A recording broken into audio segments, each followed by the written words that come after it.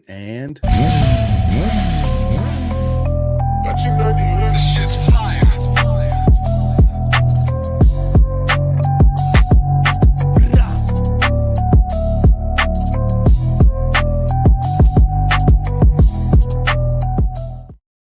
what is up, everybody? Welcome to another live Pendergast podcast. And let me tell you guys, it's an absolute honor to have Joe Sheldon Shaw on the podcast today.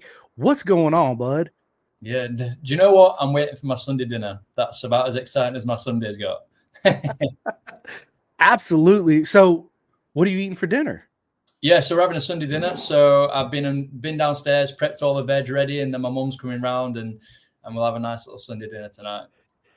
Nice. And listen, Milo Ward is in the house. He says, "Love you, Joe." Yeah, Milo's absolutely proper mega. And Milo, did you end up getting your stickers yet? Because I sent him some stickers a couple weeks ago, and it usually takes a while to get out to the UK. So Okay, yeah. Well, I know Milo and Joe have been busy this weekend, first race in the sidecar. So I've been messaging him all the time, asking him how is it going, and I know he didn't have a very good day on the Saturday, but I'm hoping they had a better day today. absolutely, man, absolutely. And Milo also says, "And from Dragon." Yeah, Joe. Yeah, Joe. Yeah, Joe's absolutely an amazing person. I actually had them both on, as you know, at the same time, and I love doing that, especially when they're teammates. Man, the energy that they put in and feed off each other is just absolutely incredible. Yeah, Milo and Joe, they work well together. Obviously, they've been to uni together. They've been through a lot, seen a lot of states that each other have been in. So, yeah, they've got a connection like no other. Absolutely amazing story. And then Chris Lewis is in the house. He's out there from the UK. He's a good mate of mine too. He says, "Hey Joe, what meat are you roasting?" Do you know what? We're having chicken. Just bog standard chicken straight in the air fryer. Nice and easy. Dude, I hear you on that. I'm actually going to make some shrimp scampi. I love to cook too. So yeah, that's what, Wow. But listen, Joe, let's get into it. I'm been dying to hear your story of how you got to begin. What was your journey like to start with motorcycles? Tell us that. Well, it's where do I start really? So, my sister, she still rides motocross. She raced motocross when she was a little younger. My mum rode on the road for years and years with my dad, and then my dad didn't actually start racing until he was 40. So he started really, really old, but it's a dream that he wanted to do. My mum went out for his 40th birthday and got him, bought him what he needed, and took him to do his ACU test, and he went from there really. And then I was on a push bike at 2.5 years old. Always wanted a motorbike. I was telling somebody this story actually a couple of days ago, and I was pestering my dad every single day. "Dad, can I have a motorbike? Can I have a motorbike?" And he said, "You can have a motorbike once you learn to ride the push bike without stabilizers." So I was like, right. So one Sunday he took me to a park near us called Lock Park, and there's this big steep downhill, and I'll never forget. We were talking about this a couple of years ago, me and my dad. And he was saying how it absolutely broke his heart, the amount of times that I went arse over tit, falling down all the time. But I cracked it. This one run, I cracked it, and we went right from the top all the way down the bottom. And after, God knows, 25, 30 times of falling off, we'd got there. And I cycled up to the top of the hill. I was like, "Dad, I want a motorbike now." So we went out, and I think we had like a Teljet 50 or something like that. I can't really remember it very well. And then we went off to the local motocross parks near me, and it started from there really. I would say 3 or 4 years old. Every weekend motocrossing while my dad was racing. My mum was still riding at the time. So was my sister. So it was just like a big family thing. It was great. My dad, when he started racing at 40 years old, he raced for 10 years. And then by that time, he was getting a little bit too old, and he didn't want to quite admit it. And he was getting hurt. And the last crash he had was at Cadwell Park, quite a big one, coming out of Barn Corner. Yep. And my dad, he was only little, and he was riding 1,000 cc's, and he's won a couple of championships when Thundersport was still around, which sadly that club went a couple of years ago. Yeah. And before that, it was New Era. Like I say, he won a couple of club championships. He was doing really well, but he was getting a little bit too old. And he was getting all these injuries, and you don't quite recover the same, do you? And you don't bounce the same either. But yeah, he was only little, and he went straight under the air fencing at Barn, and the bike followed him in. And I never forget, the marshals picked him up, dragged him out from under the air fencing, and they thought that he was one of the super teens because he was that little. So he had a broken pelvis from that on. It was quite a traumatic one for him. And he said, right, Joe, it's your time to take over. Whatever you want to do now, I'll support you fully. I'm done. And that's what we did. And so I started at 11 years old. I got special dispensation to do the Aprilia Super Teen Challenge. And I'd watched that over the 10 years that my dad had been racing, and saw like Chrissy Rouse at the front, and Ben Luxton was at the front then as well. All these guys that I wanted to race with. So I started end of 2011, start of 2012, because that was the crossover. And yeah, 2012 was my first 4 years in the Super Teens, and raced with Joey Thompson, and Milo was there. Yeah, I made a lot of friends through the years. But the Super Teens, I think you don't realize it at the time, because you're like, oh, I want to be in British Superbike, so I want to do this and do that. I want to be older. I want to be faster and better. And you don't realize, looking back now, they're probably some of the best years racing that you'll ever have. Hanging around with your mates in the paddock and doing stupid stuff. Like I remember, for whatever reason, I can't remember why, but I wasn't at this particular race meeting. But Milo, if he's still watching, he was out on the mountain bike and did this jump, and he crashed, and he got the handlebar or the brake lever stuck in his leg, and somebody had to rescue him. And just stuff like that. It doesn't happen when you're in British Superbikes, but while you're at club level and you're young, you get up to these daft things, don't you? Yeah, well, that, and you don't have all the pressure on you neither, right? So when you finally do get in a team, there's just a whole lot of added pressure on you too, as well, versus club racing. Dude, that's awesome. Absolutely awesome. And listen, Jamie Harris, what is going on, Jamie? He says 40 isn't old. He was in his prime. Yeah, he was. He was. To be fair, do you know what? He was so good for how late he started. I'm sure if he'd have been a lot younger and a lot more privileged, he'd have gone on to do some great stuff. Yeah. Yeah, that's good stuff, man. So tell us some cool stories of being in the paddock with Joey Thompson and Milo Ward and all the goofiness you guys used to get in. I'm sure you guys got into trouble quite a few times.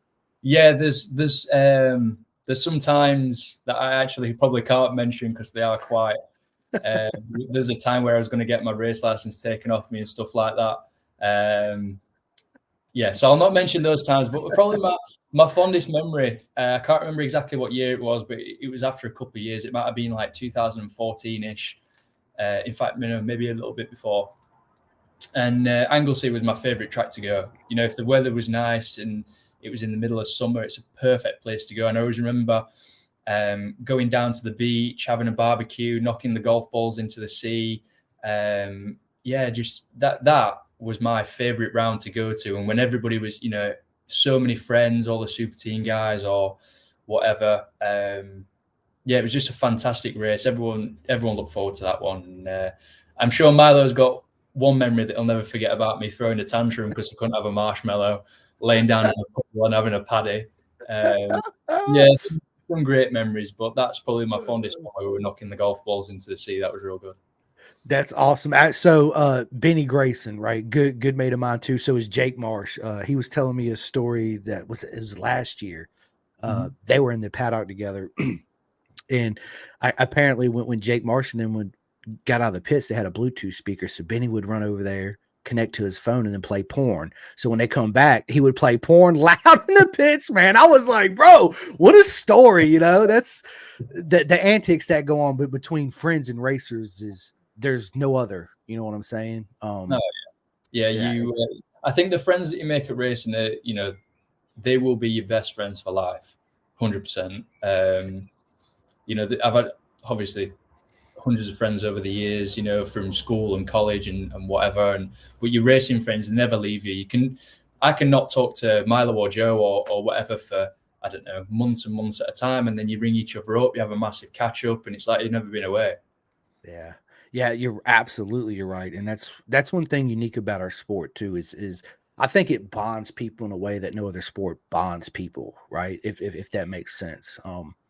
It's absolutely amazing. I love it. Grew up in it, and I couldn't imagine my life without two wheels. I would be yeah, in a psych world somewhere, right? If I didn't have me racing, man, like, yes, let's go, because Joe, I'm so wide open, and the guys that met me over there in BSB, they'll tell you I'm my energy.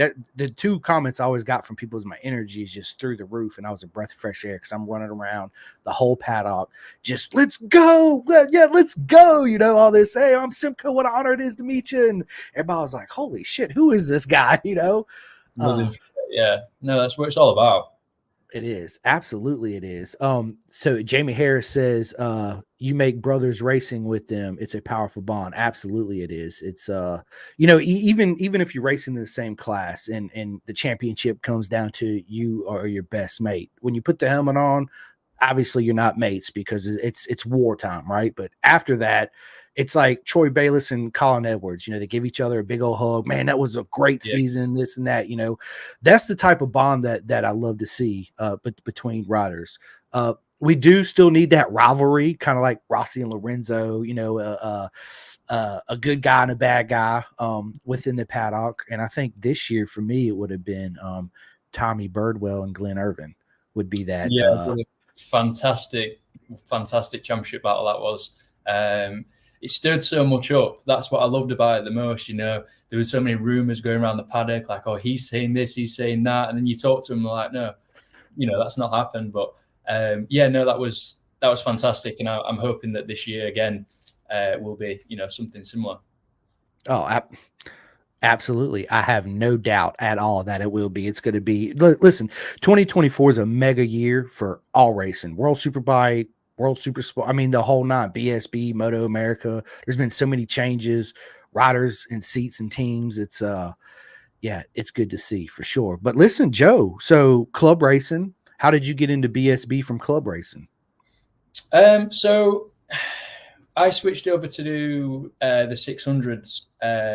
This is why I was still at club racing. I won a couple of championships, Formula 400s and stuff, and decided we were going to go for the 600 class. And that year, Thundersport was a really competitive year. You had Matt and Harry Truelove, Tim and Tom Neve, Davey Todd, Milo Ward, myself.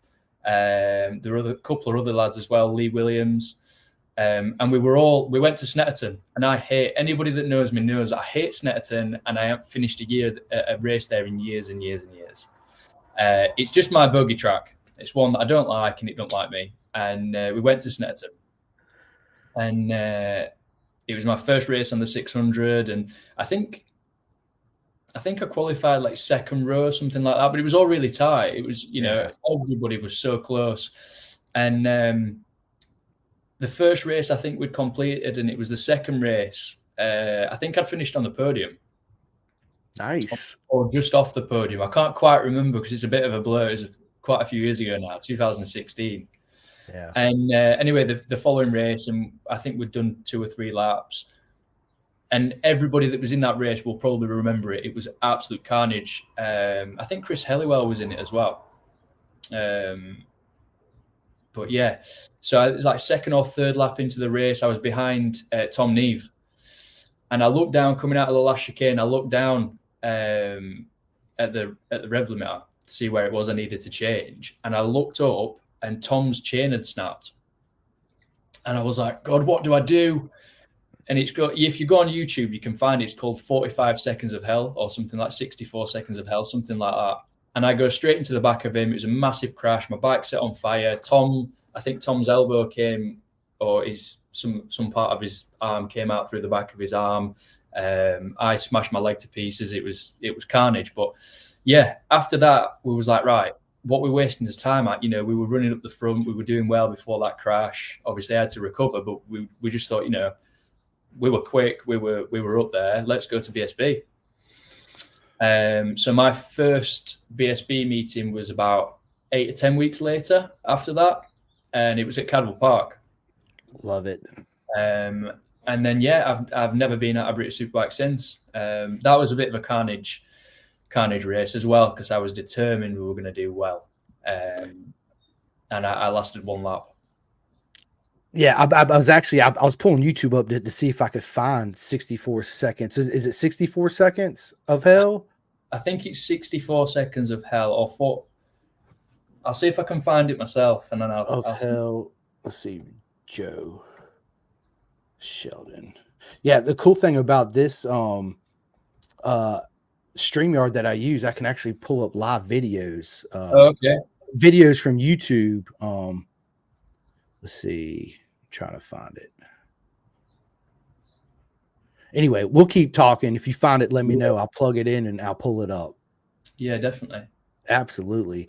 But yeah, so BSB, everybody knows, absolutely my favorite organization. It's such a magical place. Cadwell Park is my favorite racetrack in the world. I remember when I first seen it on TV, I was like, dude, this is absolutely nuts. It reminded me of, but actually being there, it's super narrow, but it reminds me of like the first section after the straightaway. Turn one is just absolutely amazing. Turn two, blind coming up a hill. It's you don't realize it until you get there, but it's like a proper racetrack. And then once you get to the mountain course, it's more like a TT style road course because you come Yeah. over the mountain, it narrows. You got tire walls on both sides, left, right, then a hard right, and then another, hard right back down the straight. Yeah, it's a track of two halves, and everybody, no matter who you are, everybody's got a favorite half. It's called 54 Seconds of Hell, actually. Just while we were yeah, everybody's got a favorite half, and for me, it's the first two sectors are they're good. Don't get me wrong, but my favorite are the last two. Kind of from the chicane to the last corner. It's just such a hard section. It's so tight, it's so twisty, and if you've got a good setup and you're feeling good, and that is the section where you can make a lot of time. But it's also the section that is quite costly if you make a mistake, like I did last year over the mountain. But yeah, Cadwell Park, great track. Absolutely amazing track. All right, let's see. Share screen. Boom. Boom. Share. Can you see it? That's the one. Right. Oh. Yeah. So that was, it shows it, I think it shows it in 3 stages. So that's the first one. The second one's from a bit of a, everybody's going mad. Like that was my bike on fire. Oh man. Yeah, it's quite a horrific one. So when it shows it again in slow motion, and I just talk you through it. So Tom Neves at the front there, David Todd's just behind me, and you can see the chain goes there. And I'm like, yeah, oh, I had nowhere to go. And then my leg gets caught in the back wheel, and then this right here, you ready? Yeah. That snaps my leg. So it was my tibia plateau, which is it's where your tibia goes into your kneecap. And that smashed it to pieces. There were bone grafts and steel plates and all sorts in my leg now. Well, I'm glad. I'm glad you come out as good as you can on that, because that was an absolute scary crash, man. But that's part of racing too, right? Nobody expects a chain to come off. Sometimes that happens in MotoGP too as well. And it's hard to prepare for stuff like that had to happen, because it's all of a sudden, you're like, oh shit, what do I do? Make the best of the situation. But let me ask you this, Joe.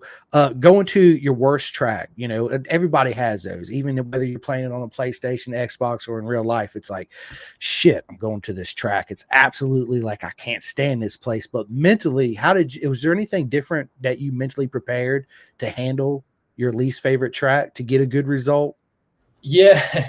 Yeah, I'm still trying to get that good result. So I haven't really found anything that works yet. But I don't know. I think you can overthink it. I think if you try and mentally prepare any different than what you would leading up to a normal race, I think that can put doubts in your head. As soon as you turn up on the Thursday, I know every time I go to Snetterton, I do it. I'm like, God, what's going to happen this time. Everything needs to be perfect leading up to it. And if something goes wrong, like I forget the biscuits, left the biscuits at home in the caravan. Oh no, this is it. Something's going to go wrong. But like I say, you can overthink it massively. I think you've just got to do what you normally do and get on with it. And my dad was a big believer in making your weakest point your strongest, and that's what I've been trying to do. I'm still on with it, but it'll come. Yeah, absolutely it'll come. Absolutely it will. So you're still currently racing in BSB right now, right? Yeah. So I'm racing in the Superstock 1000 class again this year with Mad Racing on the Kawasaki, which I'm really excited for. It's the first time that I've really properly run with a team for a full season. Me and my dad have always run our own team for forever, and it's always worked. But obviously, you know, I lost my dad last year halfway through the season. So changes had to be made. We had to adapt. There's no way that I could have run that team on my own and ridden at the same time. It just wasn't possible. And, you know, I'm 24. I'm not ready for retiring yet. I'm a long way off. So I got this fantastic opportunity from Dave and Mandy at Mad Racing. And I can't thank them enough, really. So let's, you know, it's given us a platform and a chance to go out and do the business. And I don't have to worry about forgetting the biscuits anymore, you know. Right. That's so it's I couldn't imagine running your own team and racing at the same time. But we have a guy here in America, Kyle Wyman. He did that for several years. He actually owned a team, raced, drove to the track. You know, of course he had mechanics and all that. It was a proper team, but I couldn't imagine the extra stress that come along with running a team and then riding, you know, at the same time. It's like you got to turn all these other valves and switches off in your head and go into race mode. And then when you come back, you turn race mode off and go, you know, turn all the other switches back on. And the first, when we Donington Park round last year, that was the first round that my dad's never been to. And, you know, we got a group of people around us that have always helped us, but not necessarily committed to a full weekend or whatever. And luckily they did for that one.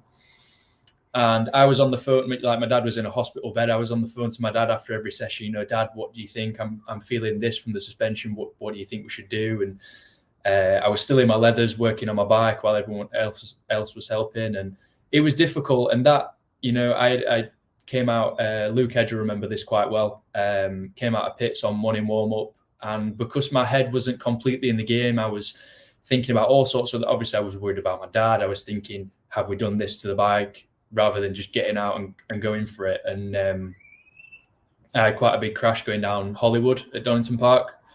First, literally just come out of the pits, whether it was a cold tire or, you know, I don't know what happened. Maybe it was a mistake because we had so many things on and I paid the price. And from that minute forwards, I was like, right, we can't do this either without my dad, or I can't ride and look after the team. So we had to make a decision there and then. And luckily, Steve Brogan took me under his wing after everything had happened. And, you know, that allowed us to finish the season off, which was, you know, again, I'm really grateful for. So, yeah, that Donington Park round was a turning point. And it was, you know, for me to realize as well that I couldn't do it. You know, something had to change. So, I knew that for the 2024 season, we had to look at running with a team. Yeah. And, you know, I'm sure, just as Chris Lewis said, your dad is absolutely very proud of you, 110%. You know, yeah, man, it's I think a bond between a dad and his son, especially being in a race paddock and doing it just y'all two, it sets you guys apart because it has a special meaning to it. I'm not saying it don't when you're on a team, right? You just show up, put your helmet on, come back, say, yeah, the bike's doing this, blah, blah, blah. But it's just something to be said with a father and son or a father and daughter doing it, right? It don't have to be a boy. I love to see that because you don't see that very much. You really don't. I wish it was something that you would see more, but there's just something special about, you know, you have a really good meeting. Like we had a really good meeting at Alton Park last year. We finished sixth. That was the last meeting that my dad could make it to. And we were just so buzzing, like, you know, to finish sixth in that class with just a dad and lad team on a dad and lad bike, prepared bike. So there is something special about succeeding in that championship with your own team. It does make Joe, absolutely. And the progress you make and like you said, the sixth place probably means a little bit more than a win with your dad not being there, right? Yeah. And I already know 2024, you're definitely going to get that W. When you do, I know it's going to be absolutely so emotional for you. You know, it's going to be emotional for everybody that knows you and that's your friend. Fans over here like me, knowing, you know, everything you've been through, it's going to be, I can't wait. Yeah, I can't wait. Let's go, Joe, 2024. No, I'm buzzing for it. There's been a lot of work gone into this season, and preseason in the gym. I've had to work harder than ever because this is such an important season for myself. So yeah, no, I'm looking forward to it. As first race is, well, test, but it's a race at No Limits Racing Endurance next weekend with the team. So looking forward to that. First time on the bike properly. So yeah, let's go. Let's get it. Let's do it. That's what I'm talking about. Pin the gas, baby. Let's go. Yeah, it's yeah, dude. Good. No Limits, dude. Track days. I know several people that do, like Wee Frenchie, right? Yeah. Yeah, good stuff, man. Good. I hear a lot about No Limits track days. So let me ask you this, Joe. How do you prepare for a race? Like, do you have any superstitions you do? Do you know what? Superstitions, I have quite a lot. Anybody, like my mom and my girlfriend and anybody that's involved in those kind of rituals know that if something's not right and my head isn't right after, if something goes wrong during them rituals, it's going to be a difficult session. So yeah, I probably have more than what I know. I've got to put my right glove under my left arm while I'm putting my right, stuff like that, while putting my gloves on. But the main thing for me to get like really in the zone is listening to my music and stretching. So like 40 minutes, I'll set a timer 40 minutes before a session, get my headphones on, start stretching, getting warmed up, getting in the kind of gladiator mentality. You're getting ready for war, aren't you? At the end of the day, I don't care what anybody says, and you're going out to do the business. So yeah, I have changed what I listen to. It used to be like rap and grime that used to really get me like G'd up, and I used to have like a caffeine drink to boost me. And then my opening laps were so sketchy, I had to stop it. I was like running on the grass on the outside of turns. I was like, Joe, what are you doing? Chill out. So I've actually changed that altogether. So now I listen to my country music, and that mellows me out. And I've found that that's the best way for me. Absolutely. And I'm a fan of all kinds of music. I listen to all kinds of stuff, right? It's all on the mood on that day or however you're feeling, right? So country, I like country. Morgan Wallen's one of my favorite country singers, right? He's such a talent. He's just different. It's like it's country, but it's kind of not country, but it is. Yeah. It's just got the good vibes. I'm a vibe person, so I love anything with good vibes going on with it. But it's funny. So I ask all the racers which superstition. Some have some don't. But my buddy Nolan Lampkin out here in Moto America, I asked him the question, and I was like, he's like, I wear my socks inside out, and I was like, why do you wear your socks inside out? Because of where it's sewn together where your toes are, right? If you wear them inside out, Joe, you don't feel that. And I was like, so ever since then, I've been wearing my socks inside out, But yeah, it helps, man. But it's I find it interesting that what rituals riders do to prepare for the race, right? It's like when I do a track day, which I ain't done in a while, or I go out here and I'm going to ride with my mates on the street, I do pretty much the same thing. I sit down for at least 30 minutes, do my little breathing, just clear my head, right? I might put on some Frank Sinatra or whatever, do some stretching. It's very important to get the body limbo. And I'm not preparing for battle like you're preparing for battle, right? But I am in a sense that when you ride on the street, you're battling against cars and people doing this as they're driving, But it helps you mentally, right? Because racing is so mental. And if you're not mentally prepared and one thing's off, man, it just throws a whole monkey in your brain and a wrench, and it's just it's well, what if this, what if that, and you just can't. For me, concentrate like you need to be, like fully focused, aware, there in the moment at all times, right? Yeah, it's mentally draining, especially if you've got a wet race, you'll find that I think that they are the most mentally draining races going. Yeah, it's like, I don't know, a session up at Knockhill in the wet. Last year, I think it was, or maybe, no, I didn't go last year, so it was the year before. And I think it was absolutely monsoon conditions, maybe free practice 2 or something like that. And I think I was in the top 3. But I came in from that 20-minute session and I was gone. I needed a nap. You know, there's just so much to think about, so much more to think about. Yeah. Yeah, absolutely. Because you got to be super, super smooth. Not saying that that don't transit to the dry, because absolutely it does. But when it's raining, obviously the pace is slower, right? Your reaction time still got to be as quick, but a lot more smooth, if Yeah. that makes sense, right? And every little thing helps. So are you a fan of racing in the rain? I don't mind racing in the rain. I only like racing in the rain when it's going well. You know what I mean? If you know, as soon as you come out of the pits on your outlap, you know if you've got a good setup in the bike, you know if the tire pressures are right, you know if the track's got grip, um, and you know what you're feeling. So if you can sit on the grid and think, yeah, I'm up for this, then I know I'm going to love the race. But if I'm thinking, I'm not sure about this, not sure about that, not 100%, then you know it's going to be a grueling one. Yeah, yeah, absolutely. It's all again the mental preparation on the side of it. You know, all those what ifs. It's man. I personally enjoy riding in the rain. I would back growing up in high school, I bought a motorcycle instead of a car, and I was like, I made a point riding in the rain, like ride, ride, ride, because then you understand how the bike reacts, how much grip you actually have from your tires. Yeah. And I've obviously went down several times on the street being dumb like everybody else, especially in the rain, but it boosted my confidence a lot when I went to the dry, right? Because Yeah. I was like, dude, if I had this much grip in the rain, I know I got way more grip in the dry. So it's that mental side, a barrier you done broke down, you done went through, and now it's easier, right? You're not as hesitant or intimidated by it. Yeah.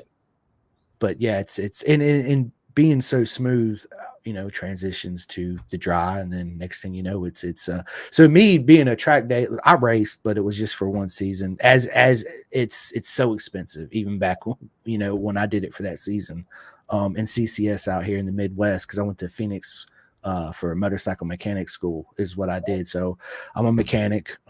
Work on bikes on the side out of the garage. Don't work for a dealership because I don't like flat rate. Here in America, we have flat rate. I don't know how it is out there with you guys. So flat rate is, Joe, you bring me your bike, your Gixxer 1000 or whatever, and hey, it needs 2 tires, a chain, and sprockets or whatever. Suzuki says it should only take me 2 hours to do the job. If it takes me 6 hours to do it, I only get paid for 2. Oh, okay. That's Yeah. flat rate. Right. Okay. Yeah. So that's sort of similar to us. Like I've worked at a main dealer for the last 7 years, and that's kind of in the warranty side of things, you get a flat rate. That's it. But if you're doing, no, I guess it kind of is the same. Yeah. Like a service is an hour and a half. Yeah. If it needs extra, too bad. That's it. So I guess it kind of is the same. But in November last year, I quit and worked for myself, and it's been the best decision I've ever done. And what is your shop's name? So it's Forward Vision Motorsport Limited. Yeah. The name, don't ask me where it came from. It just came one day. And yeah, it's my baby. I love it. Absolutely. And obviously you do everything. You do motor work, suspension, the whole nine, or The whole everything, absolutely everything. From engine rebuilds, servicing, suspension, you name it, we do it. We do some cars, but I try not to take too many on really because I have to lay outside and I don't dude, like cars it. are a bitch. Yeah, no, my workshop's not big enough to take cars inside, so I don't really take them on. Yeah, and everybody's got their favorite bikes to work on. What's your favorite bike to work on? Aprilias, they are. I've worked on them for the last 7 years. I know them inside and out. So Aprilias, I would say, is what I specialize in. I love them to bits, but they are temperamental, as we all know. But yeah, Aprilias all the way. Yeah, I have. Man, I haven't actually had the honor of working on too many. I actually had an Aprilia SXV 550 Supermoto, which was Okay. the absolute proper mega weapon of a motorcycle. But it was, man, the maintenance on that thing, Joe, it was just killing me. It's like every 2,500 miles you had to do a valve adjustment, but you had to pull the motor from the chassis, right? So you're doing radiator fluid. Dude, it's just, it got to the point where I found myself working on it more than I was riding it. Yeah. So I was like, I'm not, and then the fun factor goes away. Even though I love turning wrenches, it's like my way of zen too, but it's like, yeah, it just kind of took the fun out of that particular bike just because how high strung and how much maintenance was involved all the time. And so I sold it. But it was very easy to work on, even though you had to pull the motor. It was simple, little simple V twin design. I like, man, I like working on old school bikes, right? You find nowadays, I don't know about over there in the UK, but over here in America, there's not too many people around that know how to build carburetors anymore, right? Because everything's fuel injected. So I'm old school proper. I actually this morning I just got done doing my buddy's CBR 900RR 95. Okay. Yeah. You know what I love about them bikes is you can change the spark plugs and not taking nothing off of it, not the gas tank, nothing. The hole's big enough on the side fairing in the frame where the top of the motor, how the motor sits in there. You can reach in there, pull the caps out, get your spark plug, removal tool in there, get the front two, and then go to the other side and do it. So little tricks along the way you learn. Yeah, it's funny how much they've changed the designs. I've got a year 2000 RSV million at the minute for valve clearances and all sorts of other stuff. And I stripped the tank off of that on Friday to get ready for Monday. And I was looking at it and it was like, wow, there's so much space everywhere. And then when I rebuild a Aprilia RSV4 1100 motor, that's like a 2022 that I did a few months back, everything's so tight and compact, you can barely get your hands in. It's, go back to the old ways, definitely. Absolutely. Make it simple, man. It's like nowadays, you're right. Even compare, I just bought an RC51 last year, but I've only had it for about 4 months now, maybe going on 5. It's always been one of my dream bikes to have, right? I didn't buy it because, it's a new 600 would absolutely smoke it, but the heritage of the bike, right? To me, I think the RC51 is the best bike Honda ever built. And the only reason why I say that is because it's the only purpose-built bike that they ditch the V4 for, build a V twin just to solely beat Ducati, which they did for 2 or 3 years, right? And then they come out with the CBR 1000, and on the side cases, it's actually stamped HRC, and it's just that, yeah. If you take off the side fairings, both sides of it are big HRC stamp into it. It's absolutely, but it's fuel injected, but it has a manual choke on it. Right. Okay. Go figure. Yeah. So it's got a manual choke on the side. You pull it, and people are like, this thing's got a choke on it. I'm like, yeah, man, it's old school, old proper school, right? Yeah.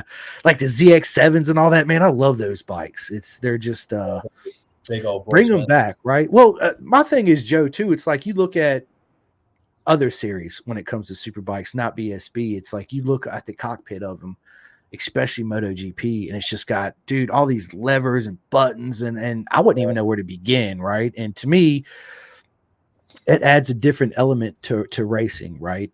And what I mean by that is I think until you get to understand it to where it's second nature when you're first learning that system, it takes away your focus from riding on the track, because you're constantly looking down saying, what button do I got to hit for this, this and that, and then, but once you get used to it, it's you're good with it. But man, I'm just a big fan of old school, man. Get rid of all that shit. If you have traction control, just make it 4 levels, like off, medium, mild, and high, and that's it, right? And maybe a rain mode, and just let it go. Yeah. No, I'm definitely all for it. All for it. No ride height devices, no anti-squat, no wings, man. Get rid of all of it. Bring them back, man. The bikes are so beautiful. Now you look at a MotoGP bike, you're like, what kind of sea creature is this? It's wild, aren't they? They're absolutely hideous looking. Absolutely hideous. In my personal opinion, look, MotoGP is the pinnacle of sport. Everybody knows that. But they're not really pretty to look at anymore. You got all these dinosaur scales and wings, and it's just everywhere. It's not like when they first come out with it, you just had one, in the front or on the side or whatever, and it was nice and subtle, and now all of a sudden it's just this it is getting insane. Absolutely getting insane. So Joe, 2023 season, how do you rate your 2023 season? It was it was a mess. It was an absolute mess. Obviously, taking quite a bit of time out, quite a lot of crashes, quite a lot of injuries. But we did have some shining moments. I won't lie. We obviously the P6 Alton was fantastic. We did pretty well at Thruxton as well on the SBR Racing Kawasaki. To say it was in the second meeting on it, we did quite well. We were mixing with the other Kawasaki's as well, so that was good. So we've had some shining moments, but yeah, it was just such a difficult year for so many different reasons. Yeah, it's was you there and was you at Cadwell Park last year when I was there? Yeah, so I had a big crash over the mountain. Oh, that was you that come over the mountain and had that big crash. Yeah, so I came over the mountain, the bike got crossed up and it actually went over the fence. The fence, I remember that. Yes. Yeah, that was I was there at the clubhouse, right there at the clubhouse when I seen that shit. I was like, oh shit, dude, yes. Yes, dude. So I tried to meet everybody. Of course, I was running around there like a chicken with my head cut off, just introducing myself to everybody. And the place is Cadwell's not a big place, but over the weekend there's so many people there and there's just so much going on. It's I'm sure we probably crossed paths one or two times. I'm sure we will have done. Obviously, like I say, I think I had the crash on the Saturday in qualifying, I think it was. And I went to hospital. I was in there for a while and then I came back and, we were like, well, we're not racing, so we might as well all go in the clubhouse and have a few drinks. So that was my night done. Yeah, got a bit wild. Yeah, it's awesome, man. What's your favorite part of Cadwell section? The section, I would say through Hall Bends, through the trees. I love that bit, right, left, right, left. It's fantastic. And when you get it right, there's no better section, I don't think. But it's so physical. Like I said earlier, that section of track, you can either make a load of time there or lose a load. And, by the last couple of laps in a race, I don't know, you're doing like when I did Superbike there in 2022, we had two 20-odd lap races in the same day.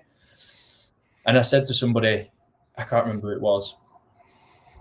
It might have been, I can't remember who it was, but the last race of the day and the last 5 laps, I have never been so tired on a motorbike in my life. It was just hanging it all out, doing everything I could just to hang on, Every time I come down the straight, my hands were like getting peeled off the bars. It was awful, but yeah. So that's my favorite section. It's I walked around the whole track. Obviously, the mountain is my favorite part of Cadwell Park. Let's just be honest, man. When I first seen it, and I showed up on I think it was a Thursday. I went there with a couple people that I had met. Malcolm Shorter, he does photography down there. He's got his own Facebook. And the first place I went to was, of course, the mountain jump. They actually had a track day going on. Okay. And you don't realize how steep it is, how narrow it is. But then fast forward, come up on the weekend. Here comes Josh Brooks. Proper just sending it. I was like, what? Like, listen, when you see it, it's just like any track, Joe. Any place you ever been to. You see it on TV. It's absolutely amazing. But when you see it in person, it just adds, it's everything that I dreamt and hope it would be, plus more, if that makes sense, It's still hard for me to wrap my mind around how they just, so listen, this is a question I always wanted to ask a racer. And you work on your own race bikes, right? So when you're at Cadwell Park and that mountain jump, obviously some riders jump it, some riders do it a little bit, some just don't do it at all because there's 2 or 3 different lines you can actually take the mountain course. Is how do you set your bike up for Cadwell? Do you set it up just for that mountain, like as far as chain slack goes? Because I feel like, So explain that to me.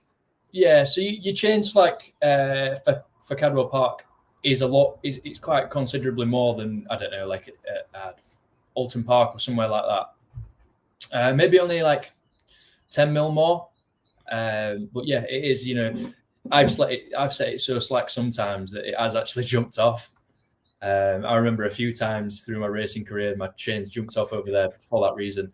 So obviously we altered it for them. But yeah, maybe 10 mil different to what it would be on a normal track. But as far as suspension goes and stuff like that, you just set it up to the track. You know what I mean? Yeah. So it's just mainly the mountain course. You just add 10 more. So you have 10 more millimeters of slack in your chain. That way, when you hit, it's not so tight it breaks or don't jump off the sprocket, which would Exactly, yeah. be, yeah, absolutely, absolutely. Joe, dude, this is awesome, man. It's dude, we're in this at 45 minutes already, and it seems like we just started, right? This is what I love about it. And I would love to get together and do a part 2 and a part 3 with you. We'll Yeah, get together and do a mid-season recap, and then at the end of the year, I'll have you back on and we could yeah, talk about, your 2024 season. So, uh, 2023 was a good season for you. It had its ups and downs like it does. What do you yeah. expect going into 2024? 2024, obviously, it's my first full season on the Kawasaki. I've got a lot of testing planned before round 1. I know that the Kawasaki is not the easiest bike to ride. I've experienced that in the past, but the team that I'm with, I've got a lot of data, got a lot of experience with that bike. So I'm hoping for good things. I'm not going to say exactly what I'm hoping for, because if it doesn't come off, I'm going to look daft. But I've got a target in mind. We'll see how the first round goes, and that'll kind of pan out a season. But I've got areas that I want to work on throughout pre-season testing, so that when we come to round 1, we already know what we've got and what the package is. But I think we can do good things. Yeah, definitely do one better than what we did this year for sure. Absolutely. I know you're very excited to get this season starts. See, off the top of my head, if I can remember, BSB starts the first week of April, or is that the first test? Yes. No, so they go out to Navarra, don't they? Yeah. Whereas the Superstock 1000 lads and quite a few other classes don't. So our first round would be Alton Park in May. Which incidentally, I think it's the weekend before my birthday. I'll be 25. So we're cracking on now. So when's your birthday? May what? May the 11th. Oh, mine's the 18th. Oh, no way. Yeah. So you're a Taurus just like me. Yeah. That's right, yeah. So I'm looking forward to that one. It's one of my sponsors' local tracks, so it should be good. It's going to be absolutely amazing. It is. Fan right here, I'm going to be absolutely cheering for you the whole time. I can't wait. So, do you have any animals? Are you a dog or a cat lover, or? It's a sore subject, to be quite honest. Okay. I'm so desperate for a dog, but my missus that I live with, she's like so against having dogs at this house because we spent so much money on it and it's so nice. So I'm still working on it. My sister is pupping one of her spaniels, so I'm hoping to get one in November, but we'll see. We'll have to talk around. Right. You have to butter her up real good for that one. Yeah, I do, man. I'm a big animal lover. I got 2 cats and 2 dogs. Nice. And they are just I couldn't imagine life without a dog. I've always wanted one growing up, never had an opportunity because I grew up in the Navy, so we're constantly moving. My dad's like, nah, hell no. That's just another we ain't doing it, And then when I was 19, I got my first puppy. It was a lab. And since then I haven't been without. They just it's somebody you could go ahead. Is that what you've got now, Labradors? No, I got 2 pit bulls. One's a pure pit, the other one's a Tennessee Walker Hound pit. Joe, and I'm gonna tell you right now, he don't never shut up, bro. He is constantly talking, like he talks to you, all that, right? And then he'll go outside and do the hound, all that snazzy jazz stuff. Like, dude, if the wind blows too hard, he's barking at the wind. Dude, we was out here and we had this big storm come through. Mm-hmm. It's been probably 2 or 3 weeks ago, Joe, and I was I cried laughing so hard. I'm sitting outside, the rain's getting ready to come, the wind's picking up. It feels good, because it's been so hot, the breeze is coming in, and all of a sudden it thunders really loud, and Cruz looks up at the sky because that's his name, Cruz. He looks up at the sky. All his hair stands up. He backs up and he starts barking at the sky like he's getting ready to get it. I'm like, you go get him, Cruz. He's like, dude, it's absolutely, absolutely amazing. Dogs, something I can confide into, and they don't never judge you. They won't never tell nobody, and they feel your pain and your sympathy and all that good stuff, man. This is awesome, Joe. It's an absolute honor. But before we get off here, I know it's getting late. I know you want to go eat some dinner, and I got to go actually in here, start cooking too here shortly. But you guys stay tuned because part 2 is definitely coming up with Joe. I want to get away from motorcycle racing and all that good stuff, I want to talk more about what Joe does away from all that stuff. So, favorite movie, Joe? Favorite movie? Oh God, Top Gun. No way. Honestly, Really? Bro, yeah. that's my favorite movie. Yeah. Dude, that's absolutely amazing. So my dad, that's what my dad did at Yeah, 14s off the aircraft carrier. So that's cool. It's something yeah. that I'd love to do. My dad wanted to be an aircraft pilot as well, but what was it now? I think it was can't remember what it was exactly, like hay fever. It was something like real crazy that you wouldn't expect. But yeah, so it got turned away. Yeah, it's man, I remember it's been so long, but I remember my first time seeing an aircraft carrier in real life, and I was like, holy shit. Like it's just this, it's so big, and being on it, it's like being at a racetrack. It's just your euphoria, this energy that goes on, you don't feel nowhere else, right? You go to track days, Joe, and it's energy, but you go to a race meeting and the energy is just off the scale. You know, Yeah, it's like that. It's good stuff, man. Top Gun, I love it. Right. So let me ask you this then: what did you think about the second Top Gun movie? I really enjoyed it. I Me know too. controversial, but yeah, I absolutely loved it. I thought it was great. Yeah, me too. And I was so afraid that they was gonna fuck it up. I was like, please don't mess up this movie, right? Yeah, it could have been a bit of a train wreck, couldn't it? But no, it was great. Absolutely, it could have. Absolutely. So my next question is I read books, but I listen to audiobooks since Mhm. audiobooks come out. Are you a fan of books? And if so, what are you listening to or reading right now? Do you know what? So I don't read as much as what I probably should do. But every now and then I do get into a good book, and it's like Ant Middleton's. I can't remember exactly what they call it, but you know Ant Middleton, don't you? Hmm. He's done a couple of books now, and I like books that are all about like mental strength and bettering yourself and competition, like that kind of stuff. Yeah. So have you read David Goggins books? I haven't. I would really love to though. Oh, dude, absolutely amazing. So I did the audio version of it. So the audio version's super cool as far as the book goes, because a guy talks about a chapter, right? And then David Goggin comes in at the end of that chapter and he actually breaks it down and Oh, talks really? about what happened. Yeah. And then they go to the next chapter. So it's a different element to audiobooks. And you like that whole mental strength and all.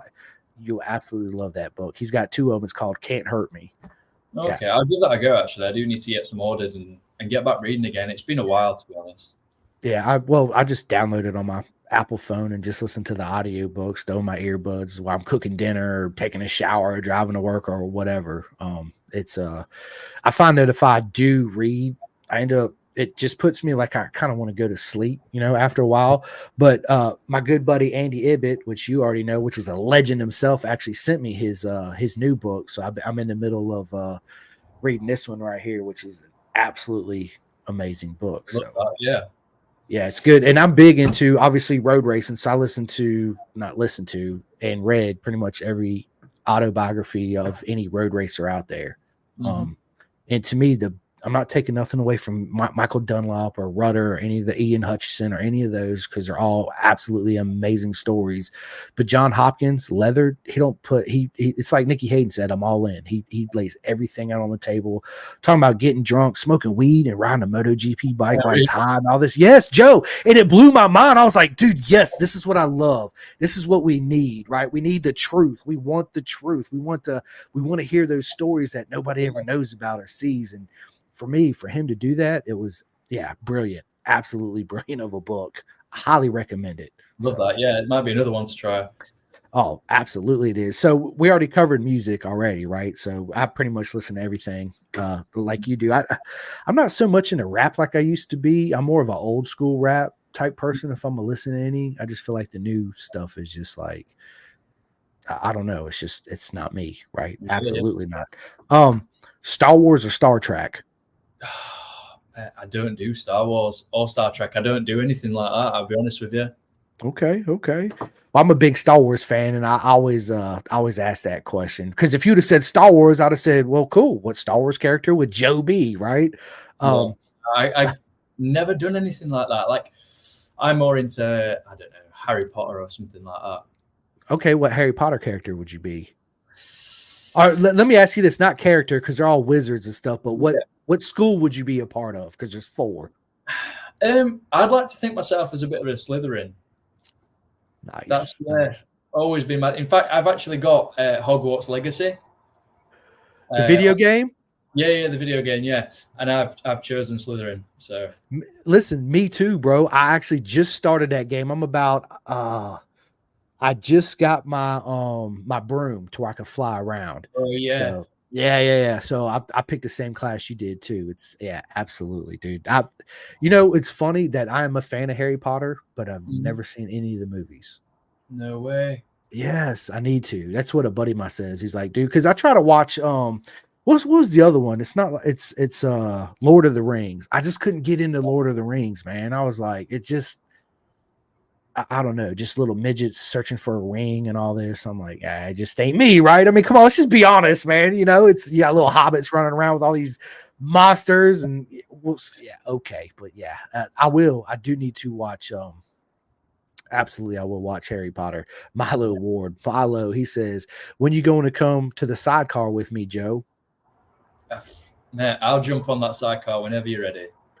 Absolutely. Yeah, when I come out there, Milo, I expect to get a ride in it too, right? Absolutely. Milo says Dobby and Hufflepuff. Absolutely, man. Dobby, isn't he? Yeah, dude. Right, Joe? Yeah, that's good. I like that. My man. So, Joe, let me ask you this. I love all types of food. I'm sure you do too. But you being a racer, working out, I already know you're on a strict diet, right? All racers are. They watch what they take, water intake, and all this. But I want to know is, what is your favorite cheat meal? Like, you go up, you did an awesome mega weekend. You're like, you know what? I am absolutely just going to have whatever I want. What is that for you? My favorite cheat meal. So I love a good pizza. Like, barbecue chicken pizza is my go-to takeaway, to be honest. But if I was having a full-on cheat meal night, like that's what I'd have for main, and then I'd have a nice big cookie dough for dessert with some ice cream. I think that's If I win a race this year, that's what I'll be having. Absolutely. Listen, you're gonna win a race this year, and when I see you cross that line, you stand on top of that podium, I'm gonna order the same pizza you do. I'm gonna send you a picture on WhatsApp and say, "Cheers, mate! This is for you. Congratulations." Absolutely, man. It's gonna be, bro. It's gonna be absolutely amazing. I cannot wait to see what 2024 brings for you. But on to the next question, man. Celebrity crush. Who is Joe's celebrity crush? This is a difficult one. It's you know what? It's something that I always wind my missus up about as well. So I'm going to say Michelle Keegan. Nice.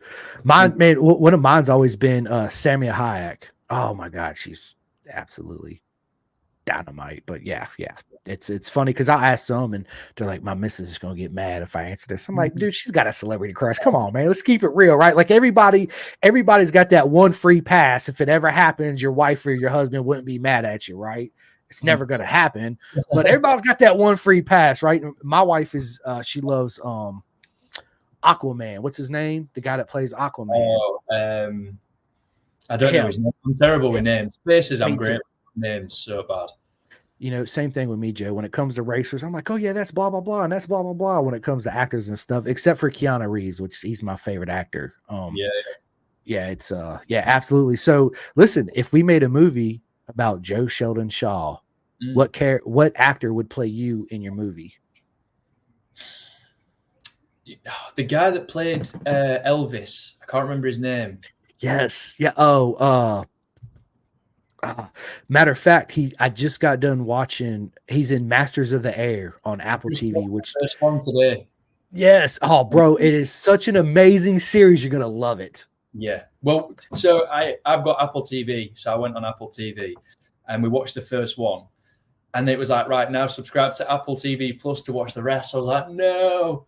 But I'm going to sign up to the 3 months free trial and get it watched, binge it. Yeah, listen, you're gonna absolutely love it. Like my son watches it with me, and last night we watched I think there's 9 episodes or 10, I can't remember.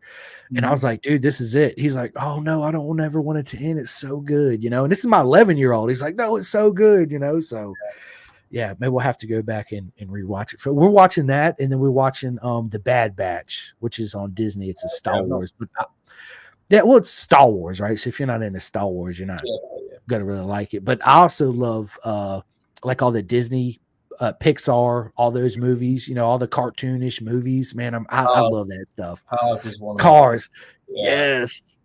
Cars is awesome. It really is. It is. So let me ask you this, Joe. What advice would you give your younger self right now? My younger self, enjoy what's happening in the moment right now. Don't try and grow up too fast. Don't try and push anything. Just enjoy what you've got right now. Yeah, absolutely. I agree 110% because it's even for me, man, it's hard to live in that moment, right? Because it's either exciting or it's bad or whatever it is. It's hard to be present in that moment at all times. So yeah, absolutely agree with that. It's slow it down, right? Take it all in. Enjoy everything. Take it in and revel in it. Absolutely, man. Absolutely. So what other sports are you into? Do you watch any other sports at all? To be honest, no. bikes through and through. Yeah, can't even lie to you. That's it, really. I love it. I'm there with you. When the season's over, I go back and watch all the reruns, right, of the races and all that stuff. But if I do turn on the TV and I watch any other sport, it's going to be the real football, the soccer for me. Okay. Not American football, which us Americans, got that all ass backwards. But that's a whole nother conversation, right? It's the real football. Good stuff, man. So PlayStation or Xbox? Xbox all the way. What game's in the console right now? So I've just downloaded Formula 1 2023. Nice. There's Grand Theft Auto loaded up, obviously. Superbike 22. Awesome. I love Superbike 2022. Absolutely. Yeah, it's hard. I know Milo hates that game because I beat him every time on it. And then the newest Ride. Oh, dude, Ride 5, absolutely got that too. It's absolutely amazing. Yeah, we'll exchange gamer tags, man. We'll get on there when we have some time because all those are cross-platform games and get it in and get it in. I did briefly. I downloaded the NASCAR game, NASCAR 22, I think it was. And then I got really fed up because I kept spinning. People kept spinning me. But that all came about after I watched the NASCAR thing on Netflix. I was like, was that good? Oh my god, yeah, so good. I didn't think I'd have liked it, but I watched it and I loved it. So obviously, the Formula 1 Drive to Survive is probably one of the best Netflix docuseries there is. I haven't watched the NASCAR, but you're not the first one that told me it's really good. And I'm not a NASCAR fan, just to be honest with you. It's to me, it's just circles, right? It's like running around circle. Yeah, well, that's what I would never watch it, live or anything like that. But I watched the documentary and it was fantastic. And I didn't know. Go ahead. Sorry. Milo says, "Bugger off." SBK does suck though. Ride 5 is ace. Yeah. What was I going to say? Yeah, MotoGP actually did one in the 22 season. It's on Amazon.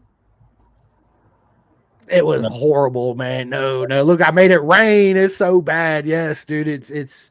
So when it first come out, Joe, it was like dubbed, and so like Valentino Rossi, there was like a French guy talking in Valentino Rossi's voice, and I'm like, I can't even watch this shit, right? So they changed it, but it's just not as good as the Formula 1 one, is it? Nowhere near. Dude, it's like I wish if I could get my time back in my life from watching that, I would. It's absolutely. I mean, even though it's MotoGP, it's absolute shit, dude. For real, they did such a horrible job. It's some people like it, but me personally, nah. No, I think I got to the second episode and I've not watched one since. Right? I mean, it's like Exactly. Drive to Survive. You're like binge watching episodes after episodes because it captures everything, from the back of the field to the front of the field where the MotoGP one didn't. It was just your first 4 or 5 guys. And pretty much the same thing when you watch racing on TV, right? They only focus on really the first 4, 5, 6 guys.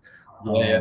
Unless the number one's just so far ahead, and then they might show second and third, maybe a 15th and a 14th for like a brief second. I think I would love to see the sport change in a way that to where they also focus on the backfield and the midfield too, right?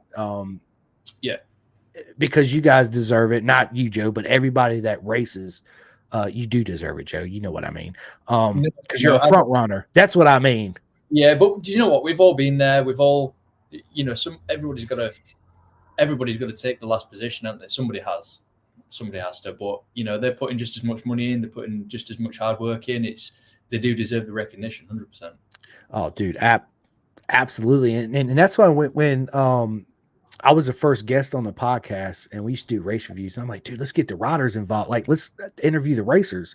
And of course, the 2 partners I had at the time, I only got one now because the other one left.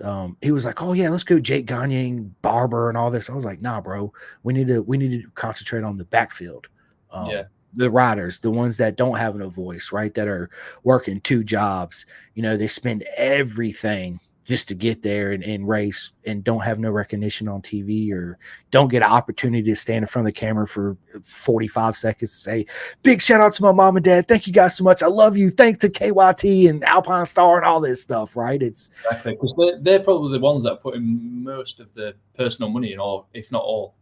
The riders up front, you'll see them all now in Spain and, just having a good time, which is great. Everybody wants to be there, but not everybody can be, and that's the frustrating side of racing. Absolutely.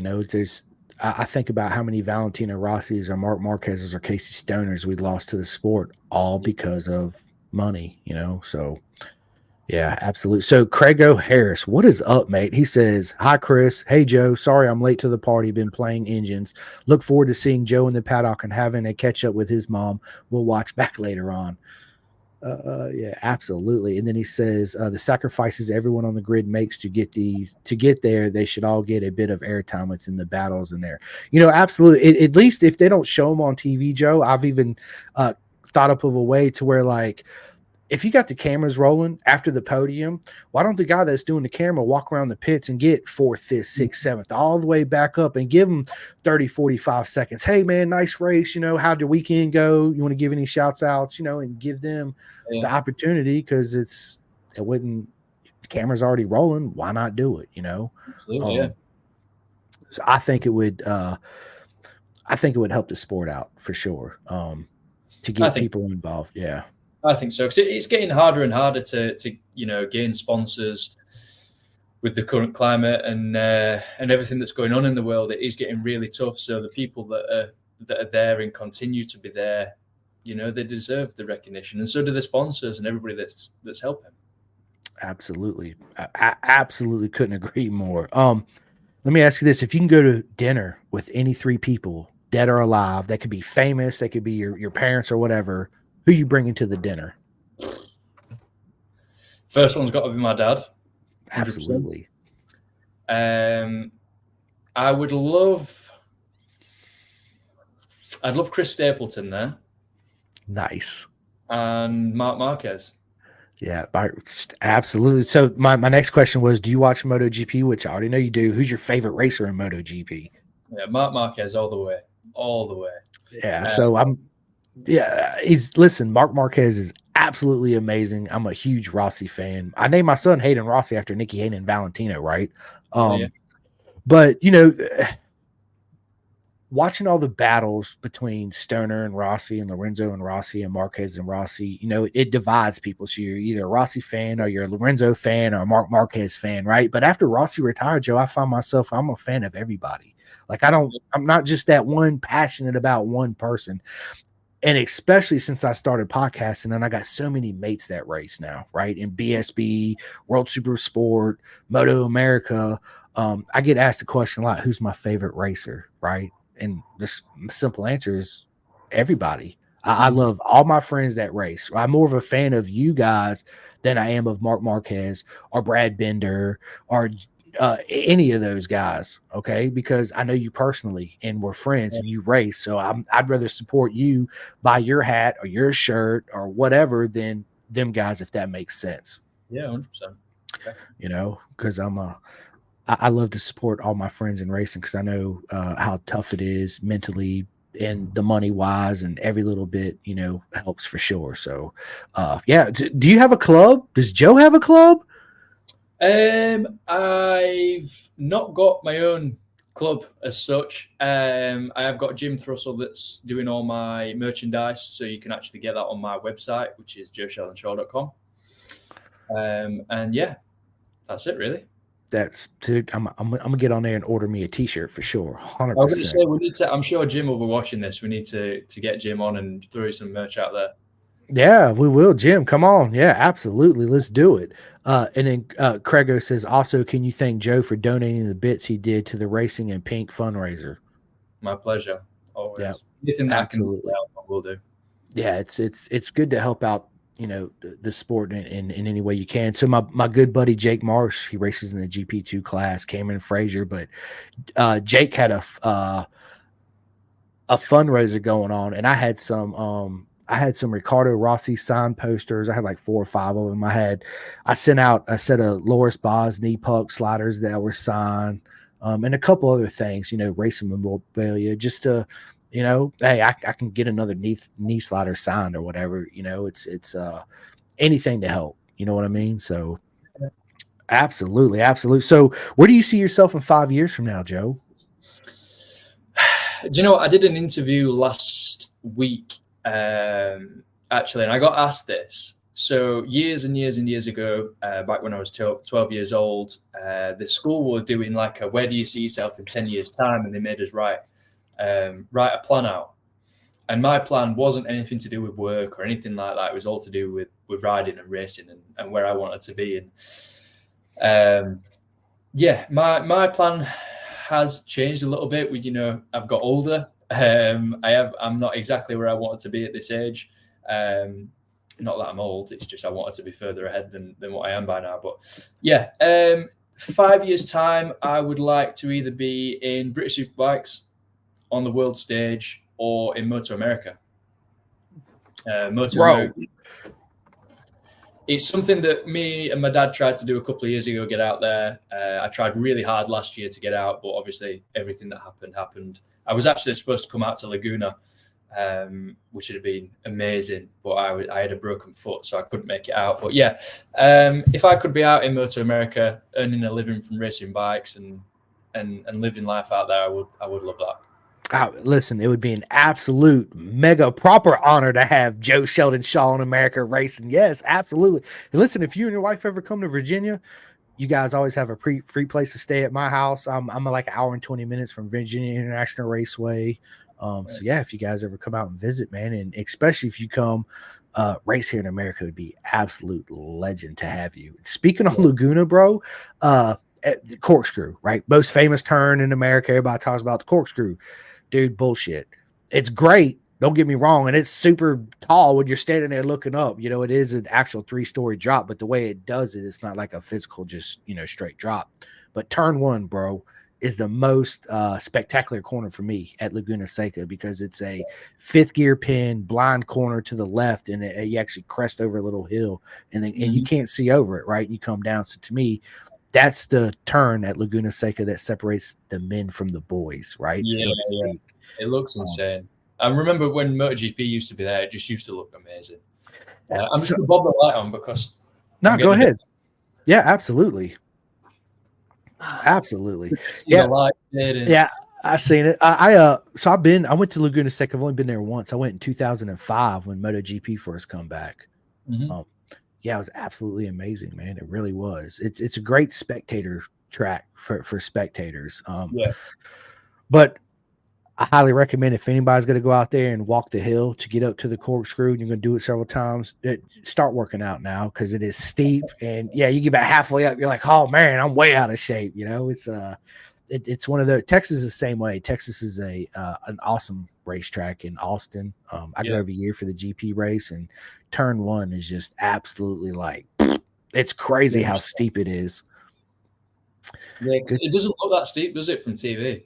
No, but when you're there, ask Dave Neal. Good, he's a good mate of mine. He runs Off Track Podcast. You know, I met him out there last year, and him and Jennifer, and yes, well, he was like, dude, turn one, it's just absolutely nuts, you know, because it comes straight up. But what you don't realize is once you get up and you crest the top of it and you go in that sharp left-hand corner, right, it actually bottlenecks and then it opens back up. You see that thumbs down? I know how I did it. I know I can do this. Like, I've been learning this stuff. Look at that. Boom, nothing but love.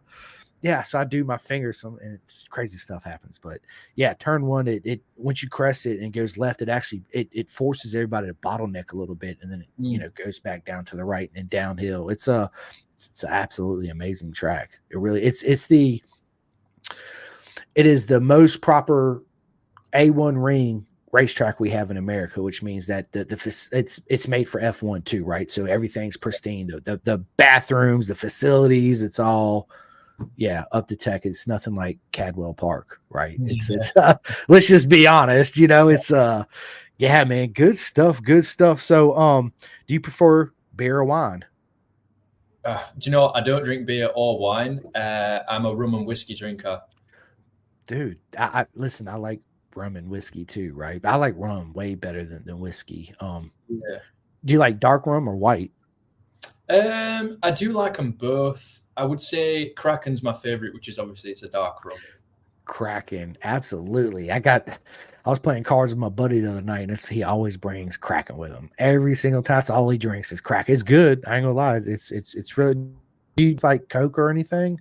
Yeah, I have it with Coke. Yeah, it's my absolute favorite. Absolutely. I know that's right. I know. So, in your opinion, who you think's going to clinch? I know it's early, but who you think's going to clinch the MotoGP title this year? That is a difficult one. I would love to see Marquez do it, obviously, but I don't know. Pecco's got to be one of the favourites, surely. Marquez, maybe. I won't count out Acosta yet either. Dude, so I call him Baby Jeebus. I'll say, you know, he's just one of those riders that comes along every couple generations or whatever. Man, dude, I think Pedro Acosta will finish within the top 10 for sure, right? Whether it's in fifth or above or right below. Man, dude, I would love to see Marc Marquez win because all the trials and tribulations he's gone through, the injuries, it's like, to me, I personally believe half of the people on the grid would have quit. Oh God, yeah, absolutely. Yeah. I mean, have you watched like short film on MotoGP.com? Have you seen that? Yeah. So after I watched that, I was like, right, it's got to do it this year. This year's got to be the year. Yeah, I would love to see Marquez win the title this year. I would love to see, honestly, man, I want either Jorge Martin, because he's got a vengeance to come back, right? He's mad that he didn't get the factory spot and he almost won it last year. Or, dude, honestly, Brad Binder. I want to see Brad Binder win a title. Yeah, Brad had a really KTM Binder. Yeah. And I love. Oh, absolutely, he did. And the way he rides, like he's sliding the bike like old school people used to slide the bike. Like who could never forget Marco Melandri corner, hand up on after he won, just smoking the rear tire, just letting it eat. I mean, it's iconic, and we don't see that no more because everything's so. To me, MotoGP's done turned to F1 sport and engineering sport, right? With the aerodynamics and all that. It's not so much. I'm not saying that the riders don't make the difference. Obviously, the riders still make a huge difference, but it's. I think that's why people from when they go from MotoGP to like World Superbike and all that, they do really well, you know, because you're stepping on a production bike that don't have all that shit that goes along with MotoGP, you know. But again, I would love to see back in the day when BSB in America they would race together, right? I would love to bring that back. The transatlantic Cup. Yes. I Yeah. would love to absolutely see that. My buddy you says Enea Bassanini, my favorite for 2024. You know, the beast, man, he was this is my personal feeling, okay? When you're riding for a non-factory team like Rossini, you still got expectations, but I feel like it's way more of a family oriented team, right? Where they're like, don't worry about what you're going to finish. You go out there, you have fun, and just do the best you can. Versus now you're on a full factory Ducati team where the pressure is you have to win. So that brings this whole other side of pressure, and not a lot of people can handle that pressure really, really well. Um, Yeah, you've got to be a special kind of person to, for that to not bother you, I think. yeah, absolutely.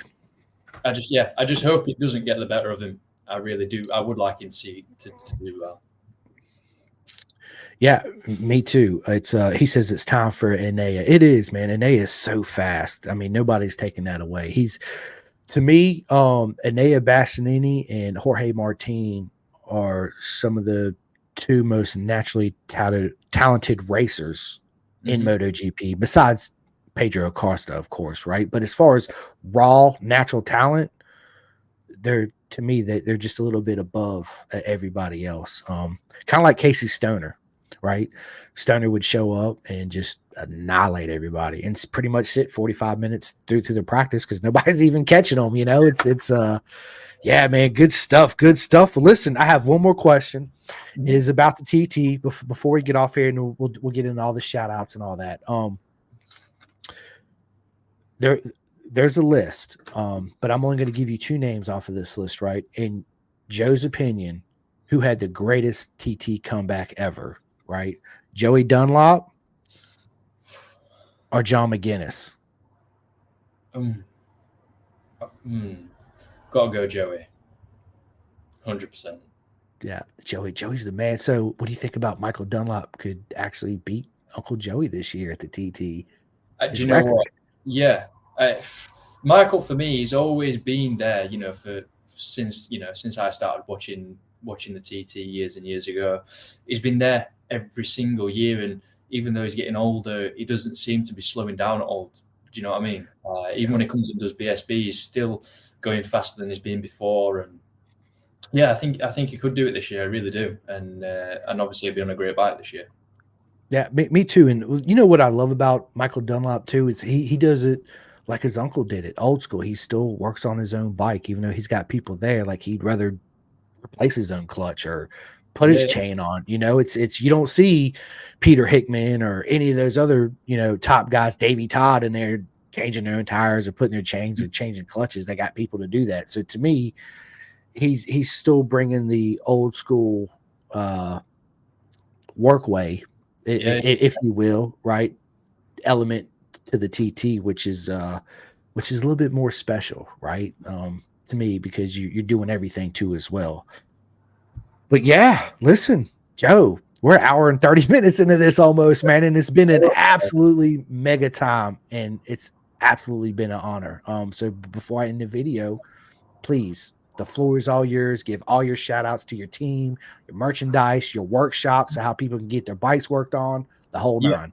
Yeah, so obviously a massive shout out to my business, Forward Vision Motorsport Limited, 10 minutes away from where I'm living. So come have a free bacon sandwich, come and have a nice service done, and we'll look after you.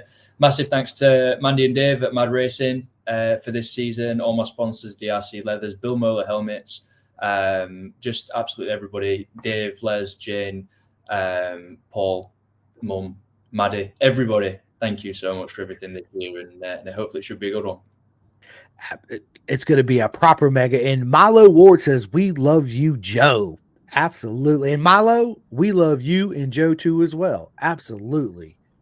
We do. 100%. I need to get Milo. We need to get on Xbox and get it sorted so I can beat you again. Yeah.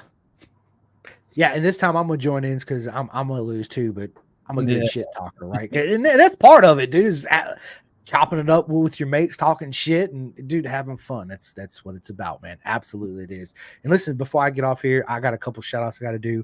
My man Jake Marsh and the whole R&D race team, they actually run my logo in the GP2 class, which has just been absolutely amazing for me. It's something I never dreamed of in my whole life. A big shout out to my man Martin at the Clothing Kings. He makes all my Pendergast merch. So anybody that's listening to this that wants a t-shirt, a sweatshirt, a hat, a body warmer, whatever it is, all you got to do is go to theclothingkings.co.uk and order anything you want, which would be much appreciated. Big shout out to my man Juju, Jillian Career, that races in the British Talent Cup. Good luck to him this year. He has a Club 40. So if you guys, he's got some slots left. Same thing with my man Jake Marsh, Club 45. And my man Joe Sheldon Shaw is in the house. Go to his website. And Joe, one more time, what is your website again? So it's joesheldonshaw.com, and you can get all my merch there. There you go. So as soon as this video ends, I need everybody to go to that website and buy a hat, a t-shirt, or whatever he has to offer and help him out. And keep an eye out, because 2024, Joe's going to get them W's, and I can't wait. It's going to be so exciting, dude. Joe, bravo. Absolute honor. Thank you so much, man. I really appreciate it. I'm looking forward to part 2. So you guys stay tuned, and yeah, we are out of here. Thank you. All right, Joe.